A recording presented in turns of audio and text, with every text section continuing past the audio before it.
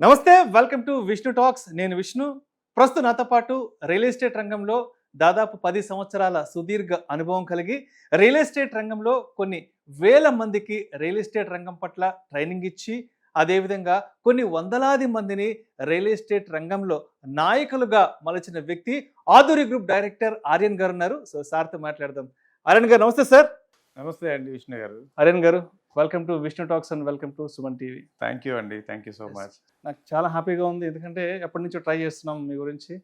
ఇవాళ మీ సమయాన్ని కేటాయించి మా విష్ణు టాక్స్ ప్రోగ్రామ్కి వచ్చేసారు.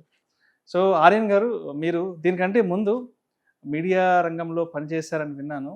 అవునండి. సో మీడియా నుంచి రియల్ ఎస్టేట్ రంగంలోకి అడుగుపెట్టి ఈ స్థాయికి ఎలా రాగలిగారు, ఎలా సక్సెస్ కాగలిగారు అసలు? సో మేజర్లీ ఇది చాలా కొంచెం లాంగ్ జర్నీ అనేది. First of all farmer background నాది. ఓకే. అంటే రైతు కుటుంబం నుంచి వచ్చాను. తర్వాత నా ఎడ్యుకేషన్ వచ్చేసి ఎంఎస్సి ఫిజిక్స్. ఫస్ట్ హైదరాబాద్లో రావడంతోనే ఒక లెక్చరర్ కింద నా జర్నీ స్టార్ట్ చేశాను. రాయల్ కాలేజ్ అని ఎస్ఆర్ నగర్లో ఉండేది. ఓకే. సో 8,000 శాలరీకి స్టార్ట్ చేశాను. చేసి బాగానే కష్టపడ్డాను. ఐ మీన్ తెలుసు కదా మీకు, కాలేజ్ అంటే పేపర్స్ కరెక్షన్, క్లాసెస్ ఇవన్నీ తర్వాత I got an opportunity in ETV 2లో ఒక ఆపర్చునిటీ వచ్చిందండి. ఆ న్యూస్ ప్రెజెంటర్లా వచ్చింది. సో ట్రైనింగ్ వచ్చేసి మన రామోజీ ఫిల్మ్ సిటీ దగ్గర. సో సెలెక్ట్ అయ్యాను. సెలెక్ట్ అయిన తర్వాత ఒక 15,000 శాలరీ. బట్ డైలీ అక్కడికి వెళ్ళి రావడం అనేది నాకు అప్పట్లో బాగా నీరసంగా అనిపించేది. చాలా ఎక్కువ స్ట్రెస్ అనిపించేది. సో రిజైన్ చేసిన తర్వాత next Gemini TV, TV5, TV9 ఇలా ఛానల్స్లో 2012లోనే ఐ గాట్ ₹1,00,000 శాలరీతో ఉండేవాడిని. సో ఈవెన్ దో ఆ టైంలో ఏమనిపించిందంటే డ్రీమ్స్ పెద్దయి, లైఫ్లో బాగా సక్సెస్ అవ్వాలనే తపంతో రిజైన్ చేసేసాను. లాస్ట్ స్టూడియో లో రిజైన్ చేసి ఓన్గా బిజినెస్ స్టార్ట్ చేశాను. సో బిజినెస్ ఏంటి అంటే ad agency, event management company and next వచ్చేసి వెబ్సైట్ డిజైనింగ్. ఓకే. సో ఇందులో స్టార్ట్ చేసి బాగానే సక్సెస్ అయ్యాను. ద బెస్ట్ కంపెనీస్కి నేను వర్కౌట్ చేశాను. అమెజాన్ కానీ, జిఎంఆర్ కానీ, హుండై, వీళ్ళందరికీ ఈవెంట్స్ సర్వ్ చేశాను. సో బిజినెస్లో ఒక రూల్ ఉంటుందండి, పడడం లేవడం. అంటే ప్రాఫిట్ అండ్ లాస్ లేని బిజినెస్ ఏది లేదు. P&L స్టేట్మెంట్ లేని బిజినెస్ అయితే ఎక్కడ ఉండదు ప్రపంచం మొత్తం మీద. అది నేను బిజినెస్ స్టార్ట్ చేసినప్పుడు తెలియదు, ప్రాఫిటే ఉండదు అనుకున్నా. లాస్ రావడం స్టార్ట్ అయింది. నా దగ్గర ఒక 20 మెంబర్స్ వరకు ఎంప్లాయీస్ ఉండేవాళ్ళు. వాళ్ళకి salaries, rents and power bill ఇవన్నీ ఒక్కసారిగా నెమ్మదిగా మీద పడుతూ వచ్చాయి. వన్ ఫైన్ డే ఎంత P&L స్టేట్మెంట్ చూస్తే 30 lakhs లాస్లో ఉన్నాను. 30 lakhs లాస్లో ఉంటే ఏదోలా నడిపించేద్దామని చెప్పి కొంచెం ముందుకి ఇంకొక 5-6 నెలలు చేసేసరికి 40 lakhs అయింది. దీన్ని ఇక్కడ ఫుల్ స్టాప్ పెట్టలేకపోతున్నామని చెప్పేసి వేరే ఏదైనా బిజినెస్ చేసి దీనికి సపోర్టింగ్ చేసుకుందామని చెప్పేసి ఆర్గానిక్ స్టోర్ ఒకటి స్టార్ట్ చేశాను కుకట్పల్లిలో. అది అప్పట్లో ధైర్యం ఏంటో తెలియదు కానీ ఒక 20 లక్షలు అప్పు చేసి మరీ పెట్టా. 40 + 20 60 అయిపోయింది. బిలీవ్ మీ అన్న 3 రూపీస్ వడ్డీకి తీసుకొచ్చి ఎలా అయినా మెయింటైన్ చేద్దాం, దీన్ని దాన్ని చేసేద్దాం అనుకుని 60-65 lakhs అయిపోయింది. సో దెన్ నాకు అనిపించింది ఏంటంటే ఇక్కడ ఫుల్ స్టాప్ పెట్టకపోతే 1 crore, 1 crore, 2 crores దాకా వెళ్ళిపోతుంది. దెన్ నేను ఫుల్ స్టాప్ పెడదామని చెప్పేసి దాన్ని క్లోజ్ చేద్దాం అనుకున్నాను. అప్పుడే దెర్ ఈజ్ అన్ ఆపర్చునిటీ. అంటే రియల్ ఎస్టేట్లో ఛానల్స్లోనో ఇలాంటి ఇంటర్వ్యూస్లోనో ఎక్కడ చూసినప్పుడు రియల్ ఎస్టేట్లో లక్షల్లో సంపాదించవచ్చు అనేది నన్ను బాగా అట్రాక్ట్ చేసింది. ఓకే, నేను ఫైండింగ్ చేస్తున్నాను. అంటే ఇంత పెద్ద అప్పుని ఎలా తీర్చాలి తక్కువ టైంలో అనే దానిలో చూస్తుంటే నాకు ఒక ఆపర్చునిటీ ఏంటంటే రియల్ ఎస్టేట్లో కలిగింది. రియల్ ఎస్టేట్లో కష్టపడితే డబ్బులు వస్తాయని తెలుసు, బట్ ఎలా కష్టపడాలో తెలియదు. బట్ అలా నేను వెళ్ళడం, ఎలా చేయాలి ఏంటి అని నేర్చుకోవడం. ఇక్కడ ఏంటి అంటే బేసిక్ ఒక ప్లాట్ సేల్ చేస్తే మినిమం 50,000, 60,000 నుంచి 1 lakh వరకు కూడా వచ్చే అవకాశాలు ఉన్నాయి. సో దాన్ని నేను పట్టుకుని నాకేమనిపించింది అంటే ఒక ప్లాట్ సేల్ చేస్తే ₹1,00,000 వస్తాయి, 65 ప్లాట్స్ సేల్ చేస్తే నా అప్పులన్నీ తీరిపోతాయి. ఇదే కాన్సెప్ట్ తో నేను వచ్చాను. ఎగ్జాక్ట్లీ. అది తీరిపోయిన తర్వాత వచ్చేద్దాం అనుకున్నాను. సో స్టార్ట్ చేసిన తర్వాత బిలీవ్ మీ అన్నట్టు 16 hours నేను డైలీ వర్క్ చేసాను. కస్టమర్స్ ని అప్రోచ్ అవ్వడం, వాళ్ళని తీసుకెళ్ళడం, ఇదంతా చేయడం. సో ఒక ఫస్ట్ సేల్ ఒకటి స్టార్ట్ అయింది, ఫ్రెండ్ సర్కిల్ నుంచి స్టార్ట్ అయింది. సేల్ స్టార్ట్ అయిన తర్వాత నాకు మంచి అమౌంట్ వచ్చింది. గుడ్ అమౌంట్ వచ్చిన తర్వాత కాన్ఫిడెంట్ వచ్చింది. సో నెమ్మదిగా చేసుకుంటూ కస్టమర్స్ని మంచిగా ట్రీట్ చేసుకుంటూ, వాళ్ళ 11 o'clock ఫోన్ చేసినా నాకు NRI కస్టమర్లు ఉండేవాళ్ళు. వాళ్ళ టైమింగ్స్ మన టైం సెట్ అవ్వకపోయినా బట్ నేను బాగా వాళ్ళకి ఎక్స్ప్లెయిన్ చేయడంతో తక్కువ టైంలోనే ఎక్కువ రిఫరెన్సెస్ వచ్చింది. మీరు బిలీవ్ మీ ఆర్ నాట్ 7 monthsలో 65 lakhs అప్పుని తీర్చాను ఇదే రియల్ ఎస్టేట్లో. సో నాకు అనిపించింది ఏంటంటే మనము ఎంతో కష్టాలు పడి నిద్రలేని రాత్రులు గడిపి ఎలాంటి టెన్షన్లోంచి బయటకు వచ్చి సక్సెస్ అయ్యాం కదా, why don't we prepare more people? ఎందుకు వేరే వాళ్ళని మనం ఈ ఊబిల్లో చిక్కుకున్న వాళ్ళందరినీ ఎందుకు లాగలేం? ఈఎంఐలో చిక్కున్న వాళ్ళు ఉన్నారు, అప్పుల్లో చిక్కున్న వాళ్ళు ఉన్నారు, and at the same time ఎంతో కష్టపడతారు కానీ వాళ్ళ లైఫ్ ఎటు ఎదుగు బదుగు లేదు. వీళ్ళందరినీ ఎందుకు ట్రైన్ చేయకూడదని చెప్పేసి నేను ట్రైనింగ్స్ అంటే నేను ఎలా నేర్చుకున్నానో వాళ్ళకు కూడా ట్రైన్ చేయడం మొదలుపెట్టాను. సో అలా ట్రైన్ చేయగా ఇప్పుడు నా దగ్గర ఇంచుమించు 20,000+ మెంబర్స్ ట్రైన్ కంప్లీట్ అయినాయి. నిజంగా వేలల్లో ట్రైనింగ్స్ అవ్వడమే కాదు, 100లో చాలా మంది లీడర్స్ అయ్యారు. బిలీవ్ మీ అన్నట్టు వాళ్ళ మంచి పొజిషన్లో సెట్ అయ్యారు, ఈరోజు లక్షాధికారులు అయ్యారు.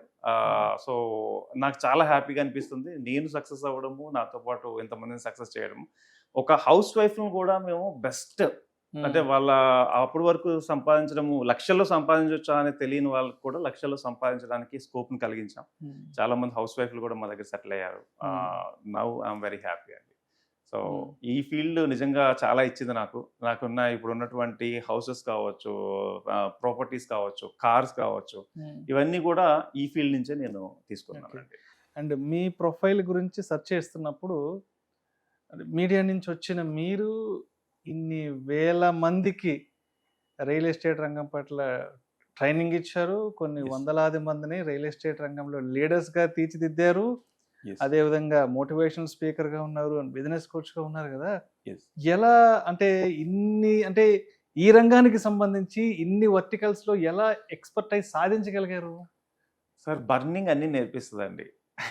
అంటే లోపల ఎదగాలి అనే తపన ఏదైతే ఉందో అది బాగా నేర్పిస్తుంది. మనం పడ్డ అవమానాలు మనకు నేర్పిస్తూ ఉంటాయి. ఎగ్జాక్ట్లీ. చాలా మంది పిలిస్తే రానోళ్ళు కూడా ఈరోజు గెలిచిన తర్వాత నా దగ్గరికి వచ్చారు.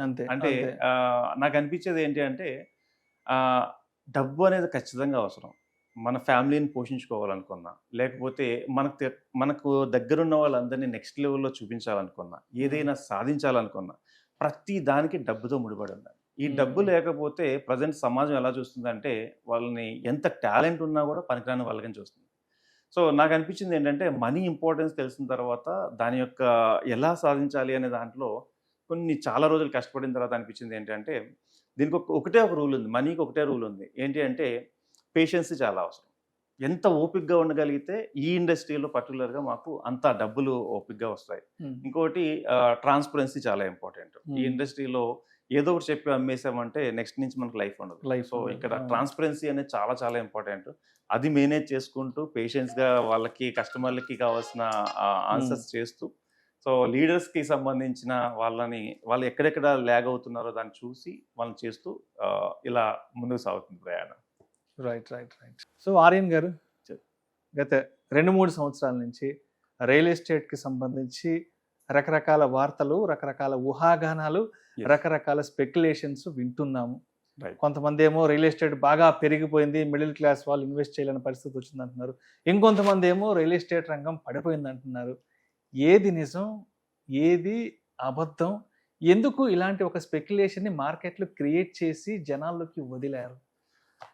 సో గుడ్ క్వశ్చన్ అండి. ఇప్పుడు రియల్ ఎస్టేట్ పడిపోయింది అని కొంతమంది, చాలా వరకు ఇప్పుడప్పుడే మళ్ళీ దీన్ని సెట్ కాదు అని కొంతమంది, రియల్ ఎస్టేట్ ఇప్పుడే బాగుందని కొంతమంది. ఇలాంటి స్పెక్యులేషన్స్ ఎందుకు వచ్చినాయి అంటే యాక్చువల్గా ఎవ్రీ 10 years ఎవ్రీ డెకేడ్కి ఒక్కొక్కసారి ఒక ఇష్యూ అనేది వస్తుందండి. అంటే ప్రతి ఫీల్డ్లోనూ ఉంటుంది. ప్రతి రంగంలో కూడా ఇప్పుడు ఏంటి అంటే చిన్న గ్యాప్ ఉంది అంటే ఎక్కువగా ఏంటంటే డిమాండ్కి మించి సప్లై పెరిగిపోయింది. అపార్ట్మెంట్స్ రంగంలో చూసుకుంటే డిమాండ్కి మించి సప్లై పెరిగింది.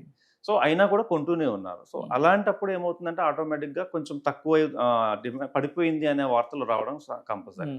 సో ఇక ల్యాండ్ విషయానికి వస్తే ఎప్పుడు పడిపోదండి ల్యాండ్. ఎందుకంటున్నానంటే ఈవెన్ మీరు కుక్కట్పల్లిలో వెంచర్లు వేసినప్పుడు కూడా అదే రేట్ ఎక్కువ అనుకున్నారు. అప్పట్లో కూడా మిడిల్ క్లాస్ వాళ్ళు కొనలేకపోతున్నారు అనుకున్నారు. బట్ అప్పట్లో 2,000కి 3,000కి గజం కొనుక్కున్న వాళ్ళు 1,50,000, 2-3 లక్షల వరకు ఇక్కడ సక్సెస్ అయ్యారు, బాగా డెవలప్ సంపాదించారు.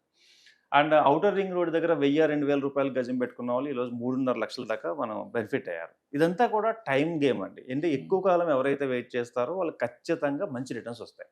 కాకపోతే రియల్ ఎస్టేట్లో చాలామంది ఏంటి అనుకుంటున్నారంటే ఇలా పెడితే అలా వచ్చేయాలని ఎవరైతే గ్రీడీగా ఉన్నారో వాళ్ళకి కంటెంట్ అర్థం కాక రియల్ ఎస్టేట్ పనికిరాదు, రియల్ ఎస్టేట్ పడిపోయింది, రియల్ ఎస్టేట్లో వేస్ట్ అనేదంతా కూడా దీని నుంచి క్రియేట్ అవుతుంది. సో ఎవరైనా టైం ఇవ్వగలిగితే రియల్ ఎస్టేట్ బాగుంటుంది. ఇప్పుడున్న పరిస్థితి ఎలా ఉంది అంటే రియల్ ఎస్టేట్ స్టాగ్నెంట్ అయ్యి కోలుకుంటుంది. కోలుకుంటుంది. సో కోలుకున్న పొజిషన్ లో ఉంది. దీన్ని అడ్వాంటేజ్ గా యూజ్ చేసుకుంటే కస్టమర్లు కనుక, అంటే ఇప్పుడు స్టాగ్నెంట్ అయ్యి నెక్స్ట్ పొజిషన్ లోకి వచ్చినప్పుడు ఇప్పుడు ఇన్వెస్ట్ చేసుకోగలిగితే తక్కువ రేట్లో వస్తాయి మనకి. నిజంగా మూమెంట్ ఉన్నప్పుడు ఎక్కువ రేట్లు ఉంటాయి. సో ఈ టైంలో ఎవరైనా వాళ్ళు ఇన్వెస్ట్ చేసుకోగలిగితే this is the right time అండి. అంటే 26 అండ్ 27 లో ఎవరైతే ఇన్వెస్ట్ చేస్తారో believe me or not, after 31 దానికి బెస్ట్ రిటర్న్స్ వస్తాయి వాళ్ళకి, నో డౌట్. మంచి ప్లేసులు చూసుకుని చేసుకోగలిగితే.